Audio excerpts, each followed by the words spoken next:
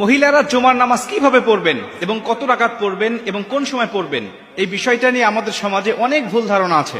অনেকেই বলে যে মহিলারা জুমার নামাজের মতো 2 রাকাত আদায় করবে। অনেকেই বলে না, জোহরের নামাজের মতো 4 রাকাত আদায় করবে। আবার কেউ কেউ বলেন যে মহিলারা জুমার নামাজ পড়বে, কিন্তু জুমার নামাজ যখন মসজিদে হবে, এই মসজিদের নামাজ শেষ না হওয়া পর্যন্ত তারা বাড়িতে নামাজ পড়তে পারবে না। মুসল্লিরা যখন নামাজ শেষ করে বাসায় আসবে, তখন মহিলারা বাসায় নামাজ আদায় করবে। আবার অনেকেই বলে না, মসজিদে নামাজ শুরু হওয়ার আগে বাসাতেই মহিলারা আগে নামাজ পড়ে নিতে হবে। এই বিভিন্ন ভুল ধারণা আমাদের সমাজে প্রচলিত আছে এখনো গ্রামগঞ্জের মধ্যে। আমি এই বিষয়টা হাদিস থেকে আপনাদের ক্লিয়ার করতে চাই। সুনানে আবু দাউদ শরীফে বর্ণনায় আল্লাহ রাসূল সাল্লাল্লাহু আলাইহি ওয়াসাল্লাম বলেন, প্রত্যেকটা মুমিনের জন্য অবধারিত করে দেওয়া হয়েছে, তারা রাসূল সাল্লাল্লাহু আলাইহি ওয়াসাল্লাম বলছেন প্রত্যেকটা মুমিনের জন্য আবশ্যিক করে দেওয়া হয়েছে তারা মসজিদে গিয়ে ইমামের পিছনে জামাতের সাথে তারা জুমার নামাজ আদায় করবে। কেবলমাত্র শুধুমাত্র 4 প্রকার ব্যক্তি ছাড়া। এই 4 প্রকার